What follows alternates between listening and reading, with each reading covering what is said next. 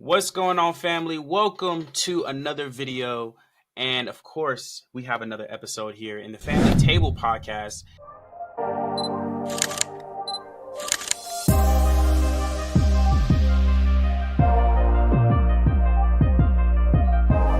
Thank you so much.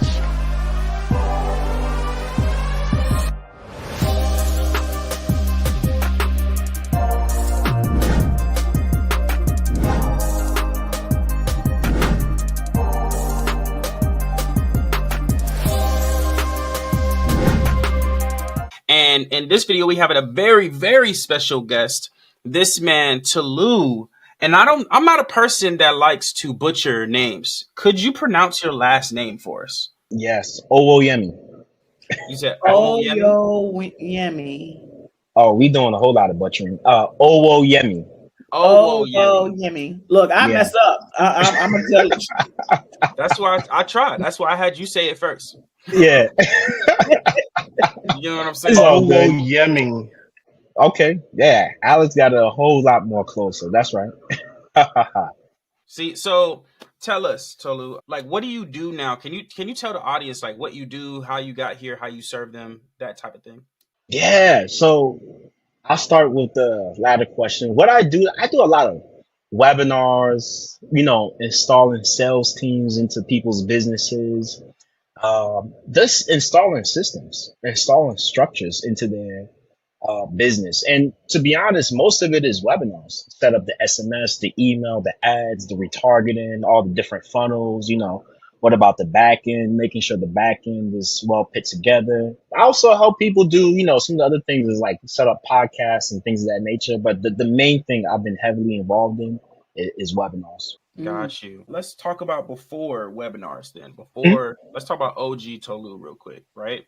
Like what was OG Tulo doing? Like what was he doing before he got into the space he's in now? Man, I was trying everything. When I got out the Marine Corps, I thought I was gonna be a musician. I tried to start a clothing line, a Shopify e-com store. I was just exploring things. I remember one time I felt like I was trying to run 6 different businesses all at the same time.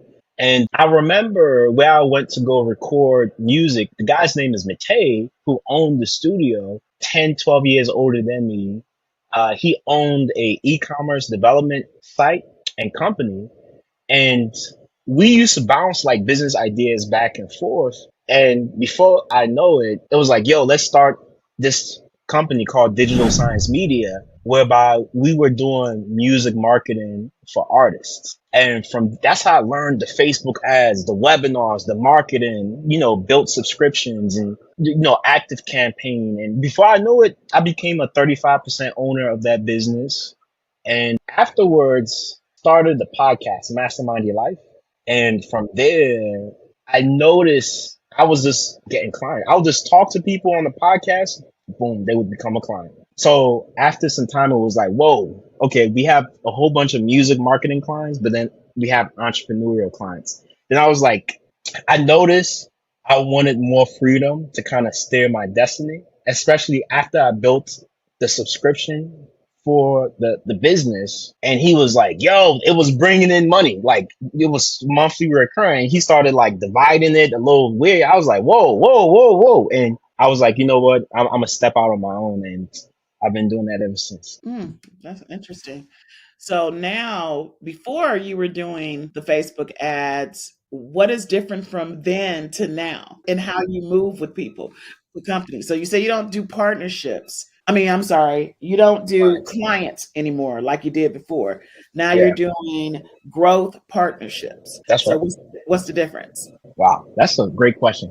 And this is something that I feel like every business owner kind of is just like an evolution. I think when you have a client, they can pay. I remember when I first started, it was like $1,000. Hey, just pay me $1,000. I'll do anything for you. If it's Facebook ads, if it's a funnel you need built up, anything. And they would pay that on a monthly basis. And what I saw was that there were people that we were rolling in dough for, but I was still not really compensated for that. Now, thank God I did develop skills. But I also noticed I started becoming like a glorified employee. Once somebody pays you that, they can just wake up in the middle of the night. Hey, I just saw this thing on Facebook. This person did. Let's build.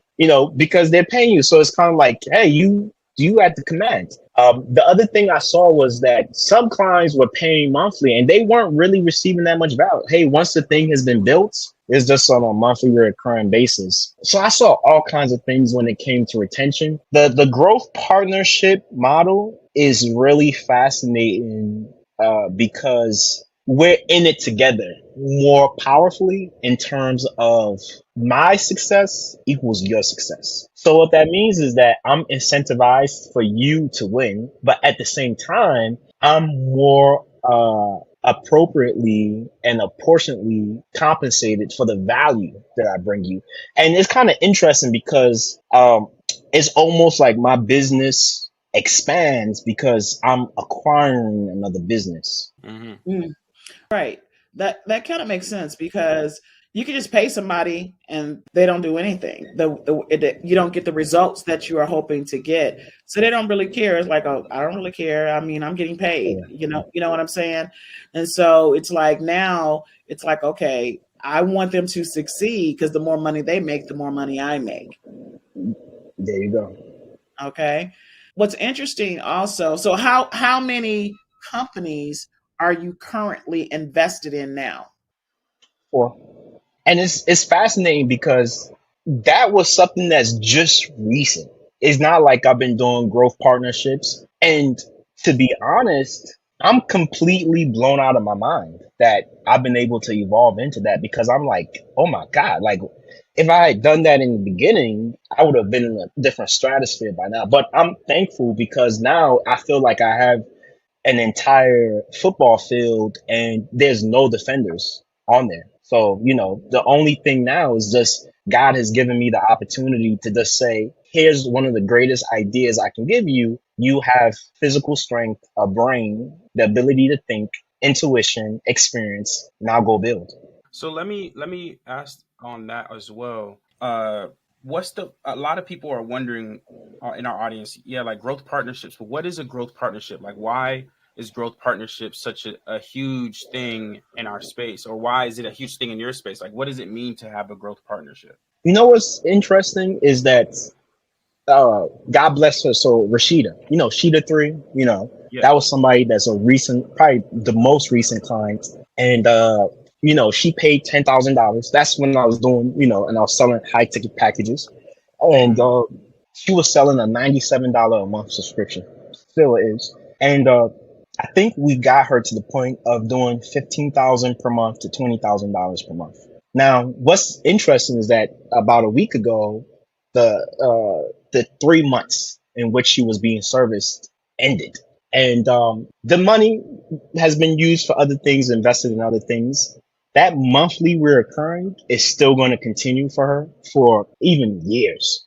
There's so many other things I can do to improve the vitality, like, reduce the churn rate, email, SMS, all kinds of things. But because I came in from like that high ticket package, I'm limited in terms of like my ability to orchestrate things within their business for growth. So the growth partnership, and you don't do this with everybody, obviously, but what it does is that it gives me incredible leverage because I still show people like, hey, this is 15, this is 25, this is 30,000. Hey, you know what? I like you. Instead of us doing that, let's just go ahead and do a rev share. So people are like, oh my God, the weight of 25,000 has been taken off my shoulders. They're going to do a rev share. So they see the value immediately. And I think the other thing, they're like, man, I'm just going to let him more operate, because even when you sell like a high ticket package, they're saying they're going to let you operate within your zone of genius to a degree. The growth partnership allows you to operate within your zone of genius to a higher level. Okay, Alex, you got a question on that? I feel like I'm you just about to say something. absorbing information. You all are kind of asking the questions, so I'm really just listening. All right, so I think my follow-up question to that is, you said something important, which was you don't do this with every single client, right? So how do you decipher which client that is smart to do a rev share with and a client that you're just going to do high ticket offer with or recurring I, offer with? Man, you guys must have this called me at the right time because I was like kind of like out of it for the last couple of days because the first person I did the growth partnership with, we go in, install his systems, his structure. Even went, I think this was last week Friday, spent 3 hours, installed his closer, integrated the closer into Go High Level. I mean, the whole 9 yards. And I remember the closer was like, man, I'm hooked into the system and I appreciate you, man, like, da, da, da. And I was like, yeah, tell D, that, he's good to go. As soon as he told him that, next day I wake up, there's a chargeback, and then I'm kicked out of the system. And I'm like, whoa. So basically set up all of that. And he's like, man, I got it now. Let me kick him out of the system and run with what I have. And what I learned from that, first, what I started doing after that, all systems are going to be built internally inside of the white label because I have Go High Level as an agency plan. So, I mean, I already have 2 people on it. I had 2 people outside of it. So even the other guy, the other day we went to go eat at a Jamaican restaurant. I was like, oh yeah, you coming in. Like, it's not going to be outside anymore because the seeing that. So I think I'm still shooting in the wild, wild west. We do have contracts and revenue share, but even when that happened, I was like, man, I spoke to my mentor. Should we? And he was like, you don't want to, like, it's probably not even worth the money and all the hassle and the back and forth. So I don't have a clear checklist because some people, they can seem really trustworthy and they're not. So I have a question on that, right? So I know you said you learned a few things from that.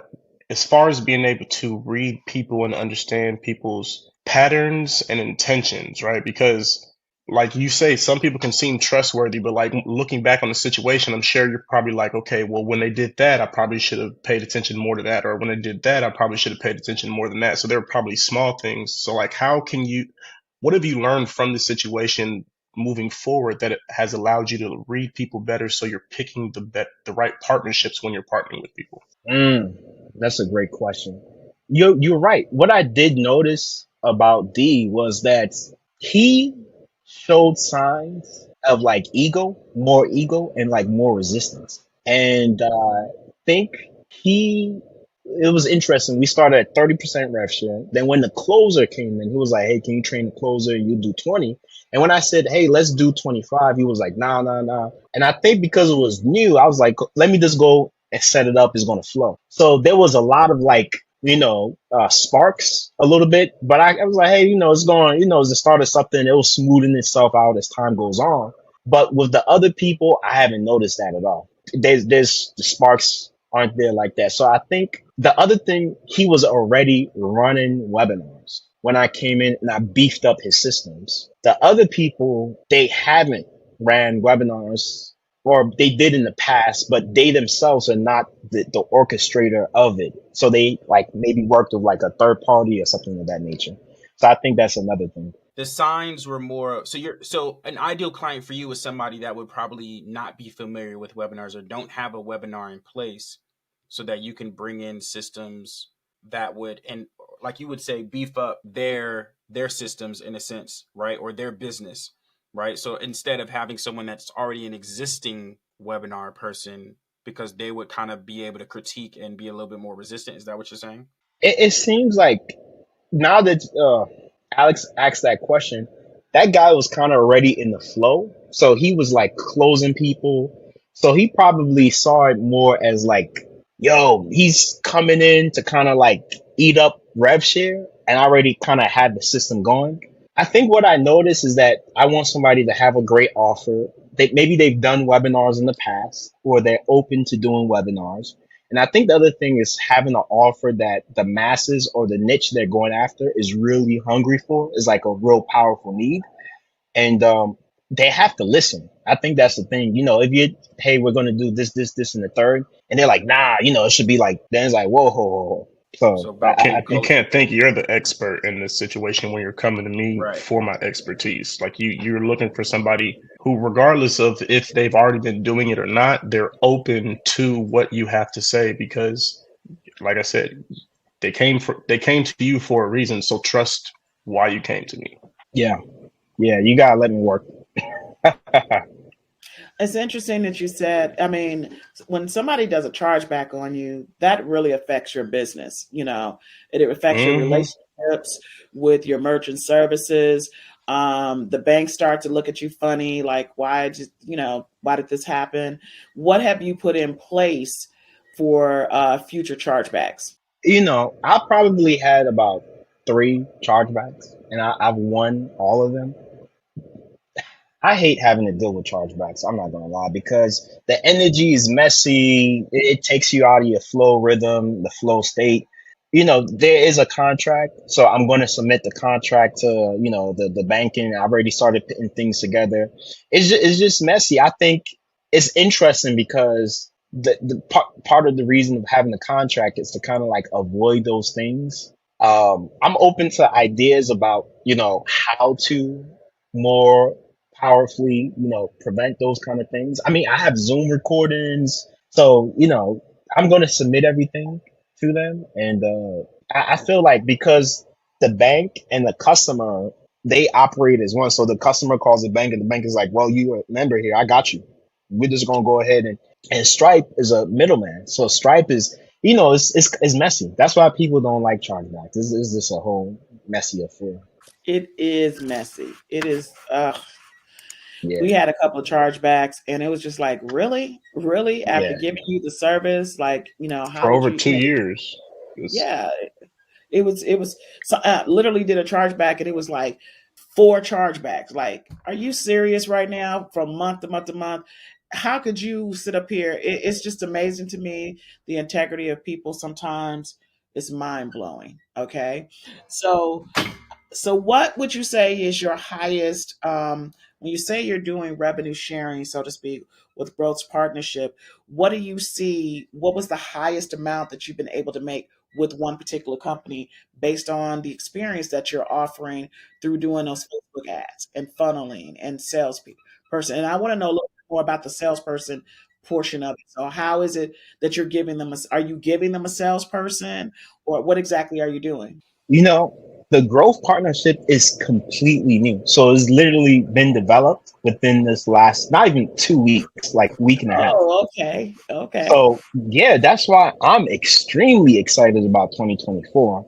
Um, the sales team, I've just learned so much about closers. Like earlier this year, I installed 6 closers into my business, trained them Mondays, Wednesdays, and Fridays. Eduardo, Braden, Steve, Samantha, Abdul, Sasha. So, from that experience, and also in the past, helping to install closers into people's businesses, Smitty the Goat, Abras, I just learned that, the closers are there. And I think people have to earn the right to have closers. And what I mean by that is like starting off with somebody, hey, you got to do your webinar and you got to talk to these people. You got to be able to convert on your own initially.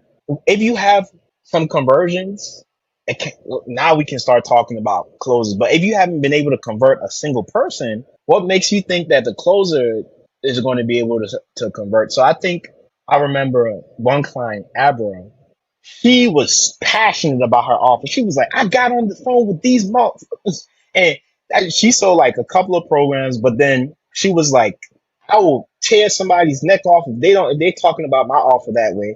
She was a salon owner, one of the largest ones in St. Louis. So we had to organize closers, install them into her system. They were the ones going through it. Smitty the Goat, his brand was just so popular and just bringing in so much attention. He was like, yo, Tolu, like, you see, he was showing us the calendar. He was like, look at all these. I can't even attend to all of them just because I got so much going on. So with him, we worked with somebody, like helped install a sales team. There's been others like that too as well. I think closers are an interesting dynamic. So you said that. Oh, I see. All got questions on We all got sales. questions. Ladies Yeah. first. Right. No, you guys go ahead, because I'm listening and I'm just like, how is it? Okay. Do you see yourself? Do you see that closers are very high in turnover? The thing about closers is that you have to be consistent with your energy. Like like the energy you used when you got them, you want to keep that and you actually want to increase it. So what that means is like closers feed off the CEO's energy. They feed off the brand's energy because think about it. When they're talking to the consumer or the prospect on the call, they're representing your energy. They're representing your belief.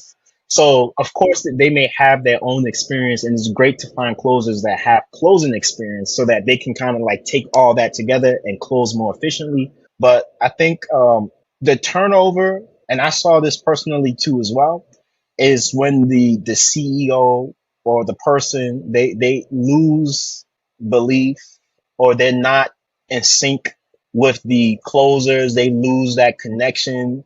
Some closers are a little bit like sharks. They can taste the blood in the water. So if you are going strong and you start slipping or and there's ups and downs in any business, closers don't like that. But what does happen is like the longer you have that relationship with the closer, the more they will like be solid for you. So it's like you want to do, if you have that closer that's like producing for you and you've known them for a while, you want to do everything in your power to like retain them, take care of them, because they have experience, they understand ins and out, they understand how to talk to the prospect versus the new closer that's coming in, doesn't know anything, doesn't maybe not even trust you, is maybe thinking like, yo, you just one of many companies that I'm trying, audition for and see you're gonna be somebody So if you got great closers, like man, spoil them a little bit, but you also gotta motivate them. Like things we did, we would do like a growth money pot, and we would say if you close 2 sales or 3, or like who the first one to close this week will get extra 300, or they would get an extra bump in commission. So like little motivational games to get them excited, because there's a lot of other opportunities for them from other companies seeking closers and distractions and other things on social media. So it's like you do still have to earn the right for them to remain with you. And not only that, but to be motivated about selling your product, because you also hear horror stories about closers that they first started off motivated, they were in there, they were getting sales, but then as time went on, excuses, the commissions dropped, they're not as motivated anymore. Yeah. So I think on the question that I have in follow up to those things, you say you have 6 closers, right? So before I ask my main question, I kind of want to see you have 6 closers, which means that you have to have a certain amount of leads in order for them to be, eating off those leads. So are you running, is this off organic or is this off of paid ads? Like how are 6 closers a lot? So I'm thinking, you got to have a lot of leads to be able to feed 6 closers. So like how are you feeding, what's the main source of traffic you're doing to feed your closers right now? Yeah. So this was earlier in the year. The 6 closed that. I said, I ain't, no. So, but the way I was feeding them, which is interesting, is podcast appointments. So I Interesting. created setters. I had about 70 setters, 60 to 70 setters. You said I had, 70, Oh, yeah, 70. yeah, God dang. Okay, yeah. that's a lot. I definitely want to know what you're about to say. yeah, no. And what we did is we created all these IG profiles and we assigned the setters to the IG profiles, and then they did outreach. So they would do Hmm. outreach from those IG profiles we created, and then they would book appointments. The appointments would be distributed to our closers. And the closers would go in, they would have that conversation. Then they would shift everybody to what we call our value call. The value call, Hmm. I built out a pitch deck for the closers, so they would use that pitch deck to go ahead and hey, this is how we can help service you guys. Yeah, so that was earlier this year. So let me make sure I have clarity on what you're saying. You had 70 closers and you had X amount of people have, 70 appointment setters. I'm sorry, Yeah, 70, I said 70 closers, my bad. 70 appointment setters, and you would create IG profiles for each of them. They would do code outreach, and then code outreach for your podcast or code outreach just for your business. podcast. Okay, so they would do code outreach for your podcast, and then they would come in and book the appointment for the closer, and then you would do. Is that what I heard for the closer? Yeah, so the closer would do the podcast, and then after the podcast, the closer would transition that prospect into a value call. Mm, Oh, got you. So this mm. is like So the process. it's Got you. qualify, basically getting them on the podcast because who doesn't want to be on the podcast? That's right. Instead of the closer trying to pitch them on an offer, they're providing value, but also allowing them to provide value. And then it's after the podcast is over. Are they pitching them the offer? Or are they scheduling them for another? Like, now, what happens at that point? Schedule them in for a value call. Some of the closers, what they would do is kind of like sprinkle a little bit about like, because once you do the podcast, the intimacy is bonded right there. Then it's Mm-hmm. like, oh, I got some great ideas to help you grow your business. We've been able to do a couple of things. Let's keep this conversation going. I was inspired by your story. And then they would, Mm. right then and there, everybody had to like get people onto a value call. So it's like, do not leave the podcast without getting the prospect on a value call. So why did you stop doing that? Man, I stopped it for a number of reasons. One, what we noticed, most people in the industry, like the coaches and the entrepreneurs, they're broke. They don't got money. Dang. Wow. Yeah. That What was we a tough saw, break. it's true. It's I'm not true. trying to laugh, but it is so true. It is, out of, I think we had like 500 to 600, and we have a Google sheet. So each time somebody got scheduled, their niche, their IG handle, telephone number, so we have some details on them. And Mm-hmm. what we noticed was that most of them, oh, this is good, man, but I really, and it was life coaches and all kinds of different coaches and entrepreneurs. The great thing from that is that when we look back, it was like all the people who did purchase our services, they were business funding and real estate. So now we shifted to just focusing on the business funding individuals and people that are in real estate. Really, we kind of shifted real estate back a little bit, and we just said business funding because the business. All we noticed, like all the business funding people they interviewed, they were, oh yeah, I go to the bank, boom, grab that, and Right, it because they was know so how to much. get the money. Yeah, They know how to get the money. So it's like Yep. it was a stepping stone. It really was to figure out the niche market that you wanted to get into. It was a brilliant idea to start off, and then it just turned into a better idea as you continue to just kind of learn and gain information from that. That's dope. So why So, stop then? what I noticed, first of all, the sick closers want instant. They want money. So what was happening, and I didn't see back. I didn't see that. Oh, it's business funding people in real estate that were closing. We were interviewing any and everybody, and we're getting closes. Money was coming, but it was so sporadic. And closers, they want it coming in like it's adrenaline. They want it coming in like it's a drug. I mean, and truth be told, I think the online space is like, yo, you're a closer, you're gonna be this Lamborghinis, you're gonna have like money flowing and all kinds of stuff. So I think they got discouraged from one, it was sporadic. Two, myself handling six closers. After a while, I kind of was burnt out. I kind of realized like, something is off. And now I was like, I want a model that's more lean. Because when you're dealing with six individuals, they have six different personalities. This person's happy. This person needs motivation. This person's depressed. This person didn't show up today. This person, after a while, I was, I mean, hey, I'm like, hey, like we can do it. And, months went on, but I kind of realized like, not that it's not a bad model, but I would want to put somebody in charge of the sales team. There's like maybe a sales A team sales manager. account yeah, a sales mm-hmm, manager.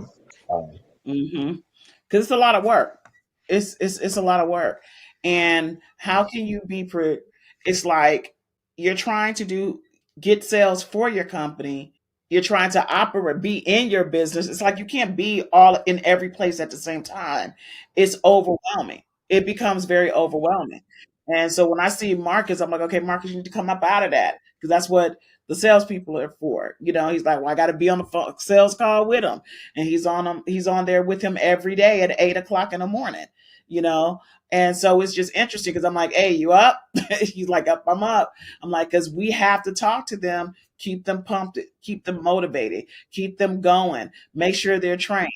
I will say sometimes I think, you know, we were taught something the other day, and I thought it was absolutely powerful. What one of our mentors said to us in reference to our salespeople. He gave us other avenues to look for them. Um, we were considering going within, but to me, I think that we should go without money. They're money hungry, so when they know that they're going to make the money, but they have to believe in the product. So it's like, do we use some of our mentees because they already are going through the process and they believe in the product, or do we hire somebody outside that's just ready to go get it and just like boom, boom, boom? Sometimes it's like you're tossing it up in the air. You don't know. And that's where I find it, because I'm tired of constantly, okay, we got a new person, we got a new person. Geez, when we're going to be able to keep the same salesperson in? But then we had to tighten up on our back end ourselves. We had to make sure that our message was a lot more clear. We had to make sure that our packages had the right amount of substance to it for our clients. We had to change things around. We changed our brand. We changed our look. We changed what we were offering. What we were offering 2 years ago is not the same thing that we're offering right now.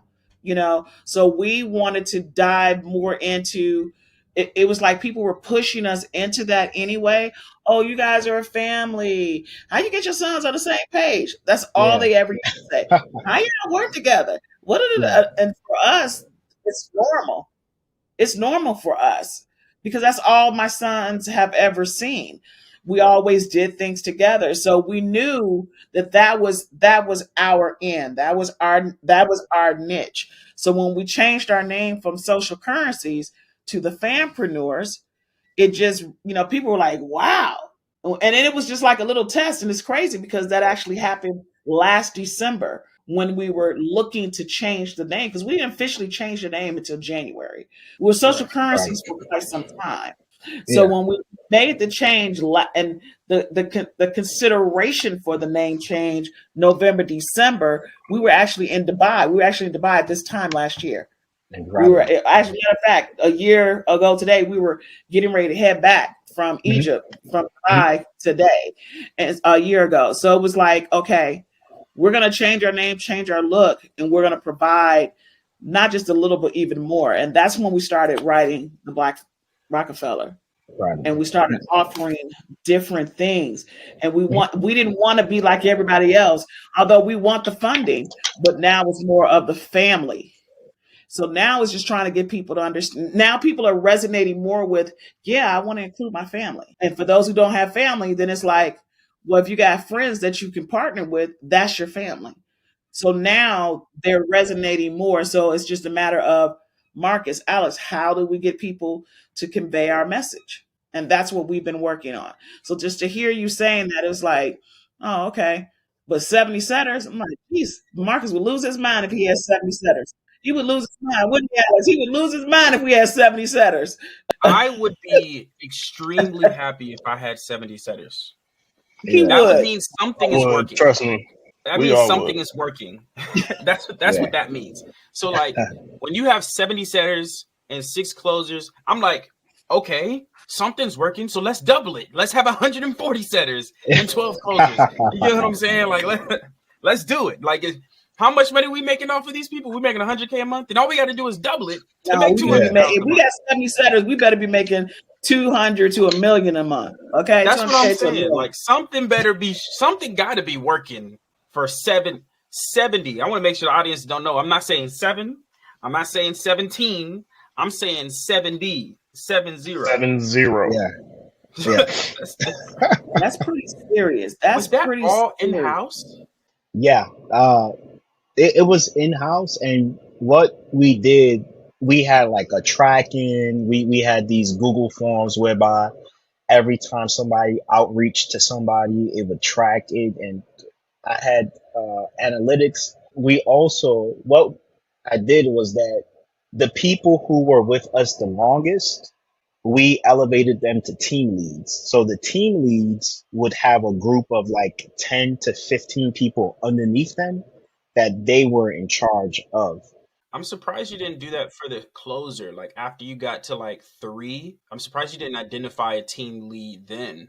Because if you have 6, then by that time someone would be a sales manager and a team lead.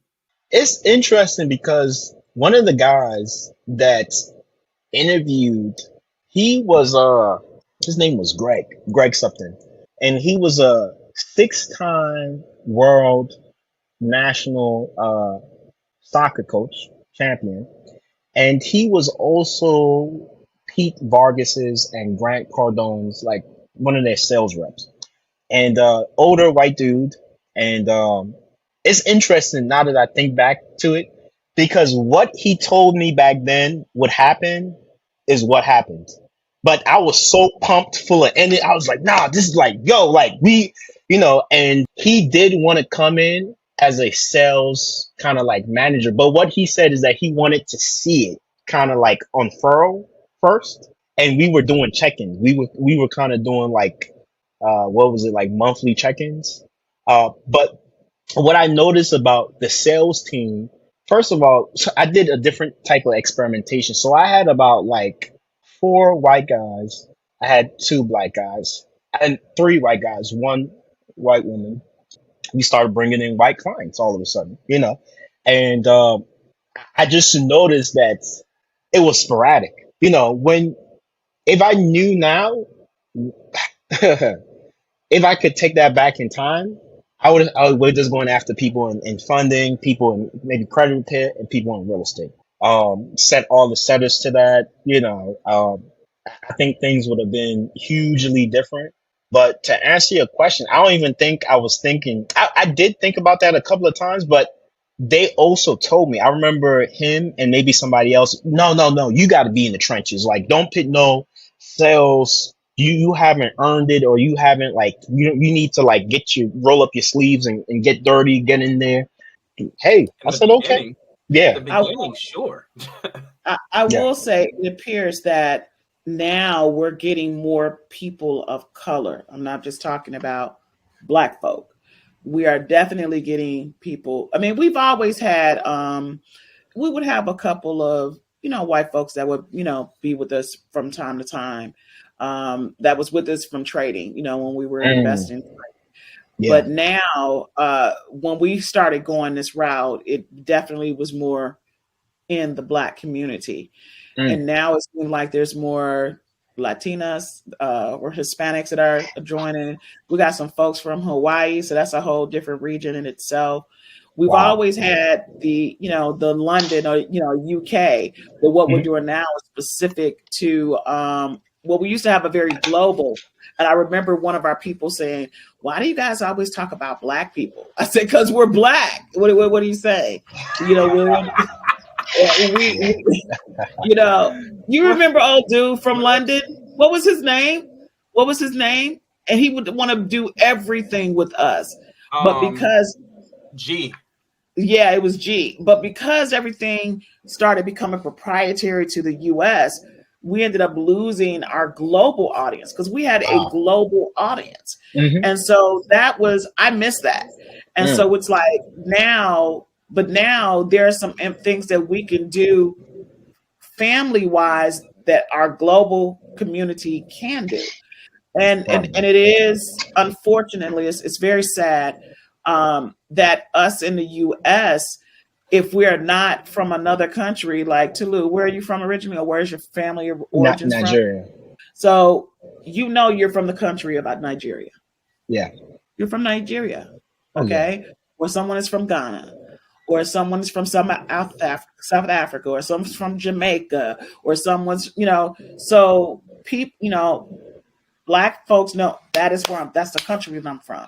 Here in the U.S., because we are descendants. So when you sit back and look at everything that's going on, it's like we're trying to come up, but again, we were dealing with separatism, and we're like, okay, if you don't know where you're coming from, so that's the reason why, hey guys, it's time to do the swab so you can know where you come from. Yeah. What's your DNA? You Mm. know, because folks sure do be asking me. I remember when the kids were younger, they're like, "Oh," I remember a lady walked up to me and said, "Oh, their mother must be gorgeous." Well, thank you, because of course they're not my skin color. Yeah. Okay, they're my skin color, but they're not my skin color. Mm. You know, and of course people didn't.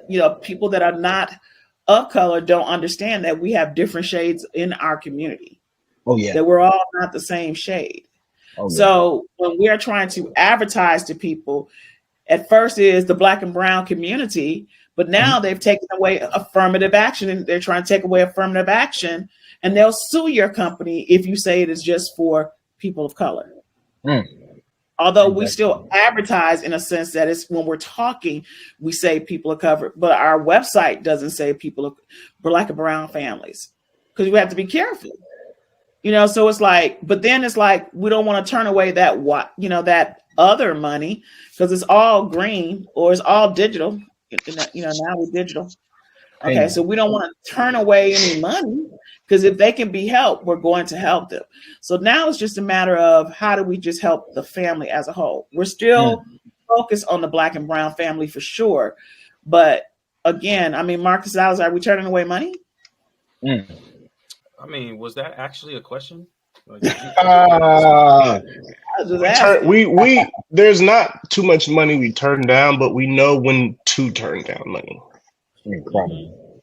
That's like Mhm. smart. it's similar to what you were saying about earlier about the growth partnership, where you're like, I know when to do rev share, I know when, or the signs. Do you get what I'm saying? Like it's similar on, we know the signs if we shouldn't work with a person or if we should work with a person. You know what I mean? Incredible. Exactly. So I wanna pivot real quick, because Mm. originally, off of the podcast here, we were talking about, you doing ads before, Mhm. you now getting into growth partnerships. Like, tell us what shifted to be like, you know what, I'm kind of done with recurring revenue, and I'm more into growth revenue. I'm sorry, equity. You get what Yeah. I'm saying? Because you're more into equity now than recurring. So can you tell us the mindset shift in that respect? I think um like one of the things, like I'm kind of on sabbatical right now, so I like to take a week, 2 weeks off this at the end of the year, and I just reflect. I reflect on the entire year, the purchases, the people, the emotions, the situations, the business growth, the ups and downs, like everything that I can go through. I try to go through it. And I think I remember I had this one client, and it was a subscription, and it was do it yourself webinar. Her name was Dr. Arena, and she was doing so well, and she just out of nowhere, kind of like all the momentum just like went opposite. And I remember having a conversation like one on one. Hey, what happened? Hey, something happened in my business. But after kind of like talking, she was like, "Let me tell you something, Tolu. I built this business because I wanted this life. I wanted freedom. I wanted to impact other people. I wanted to be able to go with my family and travel and do things. What I realized is that I built a prison. I built this business that has taken control of my life. And not only is it not giving me what I want out of life, but it's actually like preventing me from like doing certain things.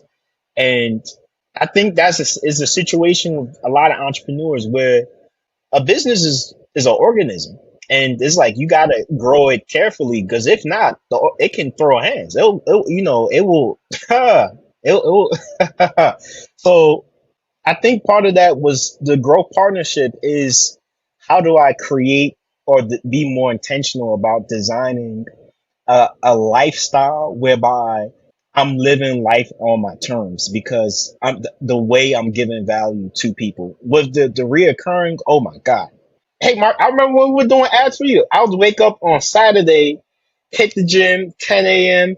I'm there, I'm locked in. I had so many clients, and it was like, I don't have no life. You know what I'm saying? Outside of that. And man, I just remember burning out multiple times, and you try, experiment with different pricing, you experiment with different things. But I think what I realized too is like there's other things I want to do in life. I want to go to Brazil and go salsa dance, go tango. I want to go to Italy and go sculpt stones. I want to go to Venice and go draw, like do other things. So it's like building the business to give me the intentional life that I deserve, and I see growth partnership as being more in alignment with that. That's that avenue that you feel that it can go through. And it's interesting you say that because every end of the year, I'm just like, I'm off. I mean, after today, we're off, but we're not off. It's more of a reflection, meaning you're not dealing with the clients per se. And it's just like, okay, how are we going to be better? This is a time where we're reflecting on who's going to be let go from our company. Cause it's definitely a couple of people as of today. I'm like, oh, you out, you didn't do what you were supposed to do.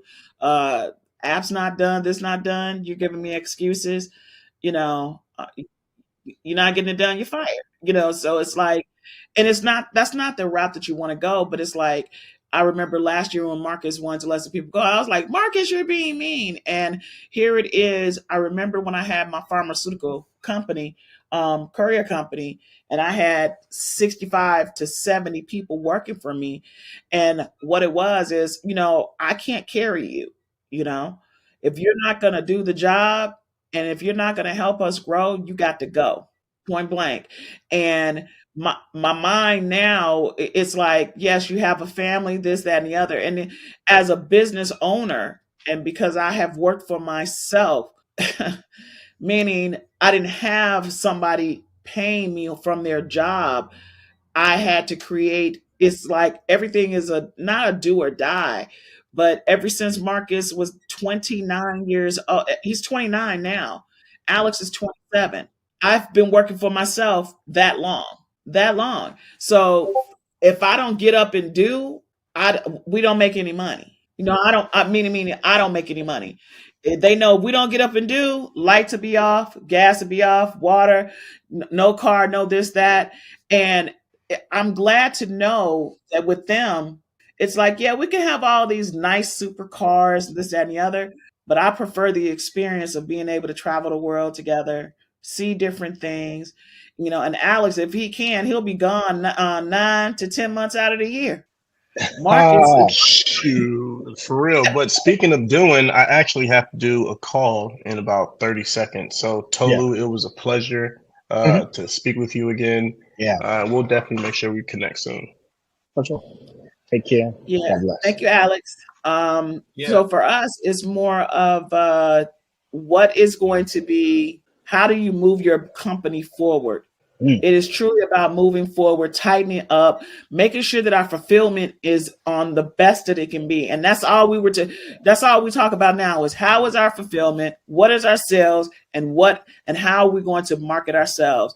Those are yeah, our number one priorities. And at first it took me, I was like, we're not doing that. But it took yeah. me a minute for us to even acquire a mentor. Then when Mm, I paid for a mentor, Mark was like, Mommy, you paid $20,000 for why?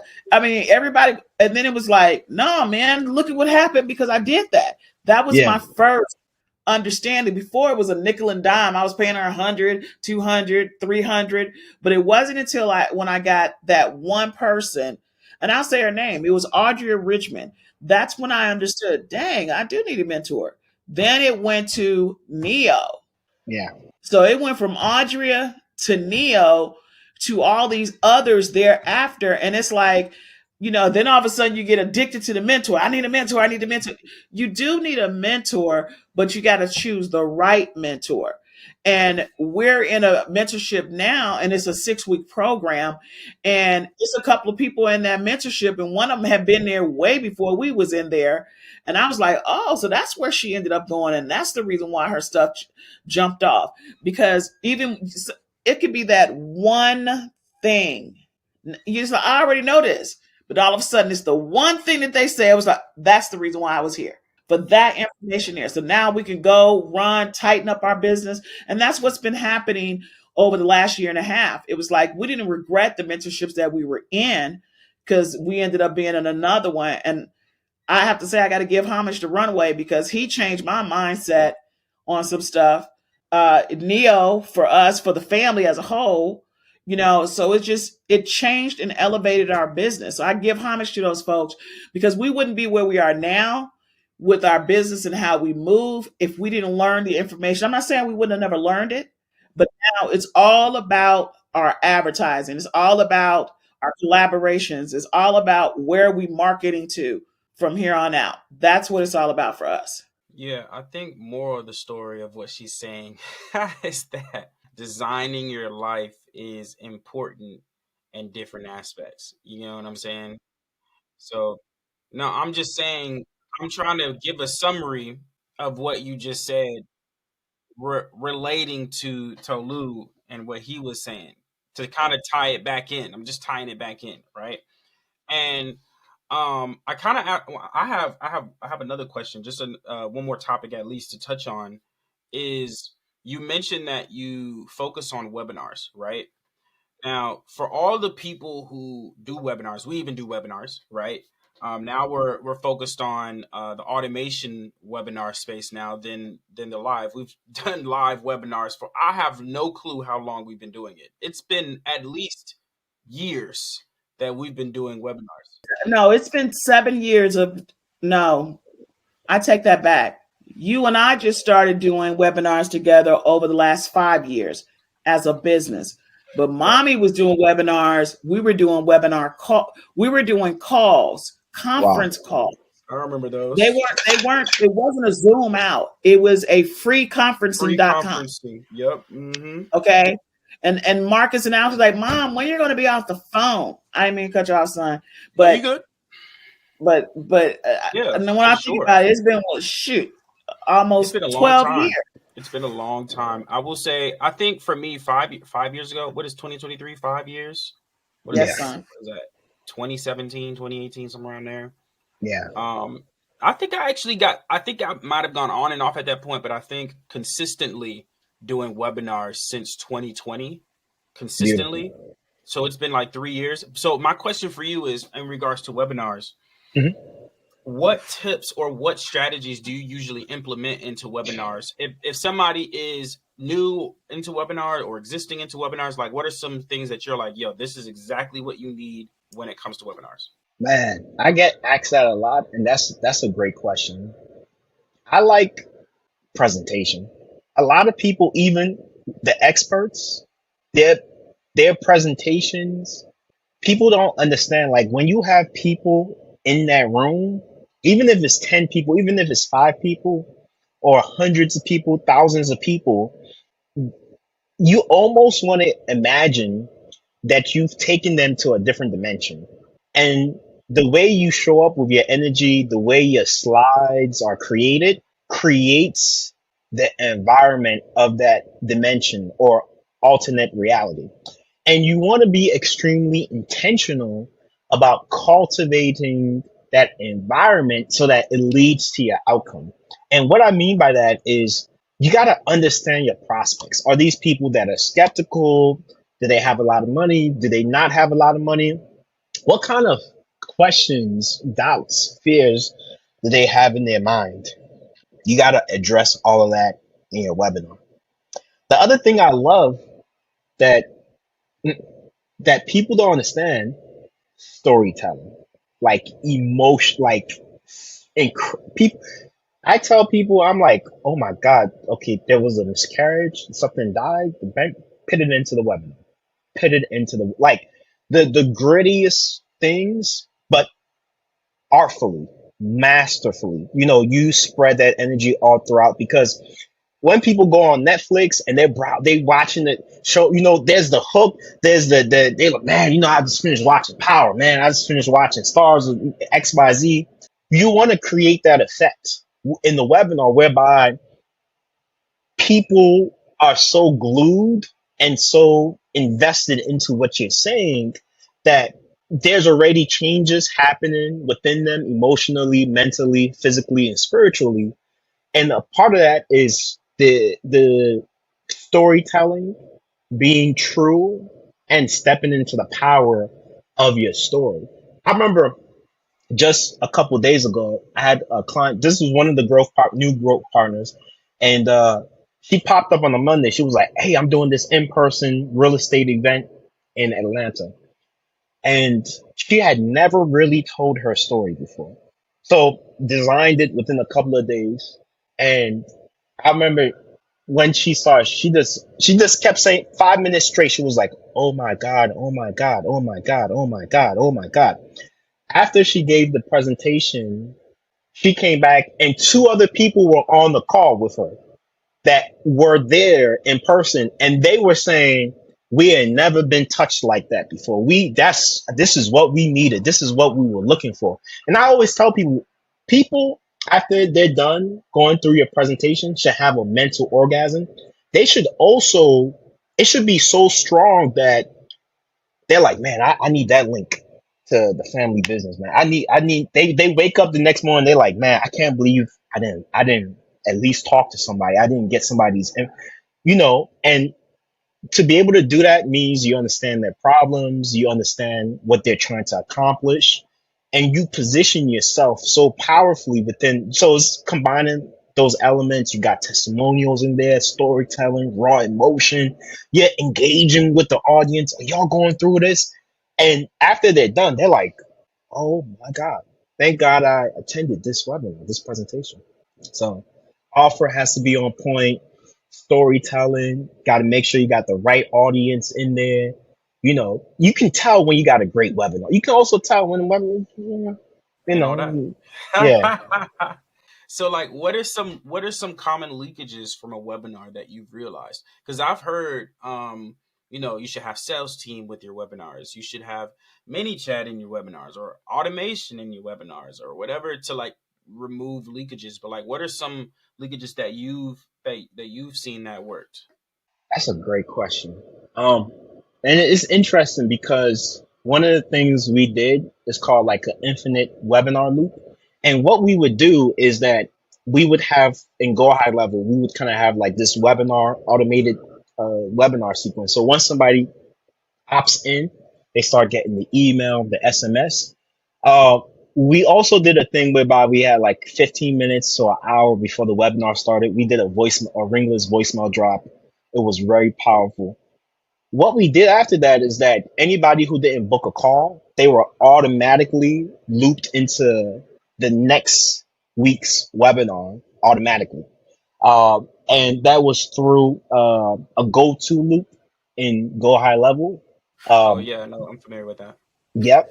Um, the One of the great things that I heard about like leakages, this guy I interviewed, Isaac something, he's done about 140 million with webinars. And what he does is that during the presentation, he's like, hey, if y'all really having a great time, you really enjoy, you want to get a little bit more details, just drop your number there in the chat. And he actually has a sales team on standby. So, because it's in the middle of the presentation and they're just dropping their phone number in, it's really not that distracting. They don't have to leave the window to go somewhere else. So as soon as they drop the number, a VA or automation kind of collects that, or Zapier, and it sends it to the sales team. So immediately the sales team starts sending the person like a quick message, has them locked into hey, Jeffrey was here, Ashley was here. And I was like, that's incredible. Um, Other leakages I've seen is just re-engage the list. Keep re-engaging them because multiple times people some people they want to watch you for a while before they purchase. Oh yeah, this is my fifth webinar with you, man. I'm gonna go ahead and purchase now. But you know, I had one person. They watched the person for 8 years before they purchased anything from the Oh webinar. wow, So yeah, people are different. That's crazy. that's actually OD. Yeah, you I'm should know not what you gonna lie want to to do by then. But then again, maybe their headspace wasn't in the right place. Yeah, you. eight yeah, years? 8 years. You know what I'm doing after 8 years? You done gone into a whole different world. Right. Yeah, That's crazy. But I mean, it goes to show the amount of follow up. Why follow up is important as a whole when it comes to people. I mean, yeah. I don't know if I've ever lasted 8 years to know when I purchased something. I mean, it's probably been months, but I know that That sometimes definitely I just need bothers to. somebody. yeah, I just need to vet somebody real quick to make sure they know the information before I just, buy something. You get what I'm saying? Like that's how, at least that's how I approach it. You know what I mean? I gotta feel like you're the authority to me for me to be able to, let me buy this person's program. That's right. You know what I'm saying? But other than that, you got any? Can we let the audience? Can you tell the audience really like where they can find you, how they can get in touch with you? Can you let them know that? Yeah, best thing, Instagram, literally, Tolu, Tolu dot Owoyemi. Just shoot me a DM. I'll respond. I got a couple of gifts for you all. Another quick way just to send us a message. You can webinar to 443-775-3580. And again, we got some awesome gifts for you all. I love it. I love it. I love it. So look, y'all heard it from the man himself. All right. Make sure y'all tap in. Make sure you go ahead and text this man. Follow him on Instagram. He has a great podcast. You might learn something. I mean, he just gave y'all some game this entire time. So make sure y'all tap in. Appreciate you for tuning in to the Family Table Podcast, and we'll see you on the next one. We'll see you on the next Incredible. one. Thank you.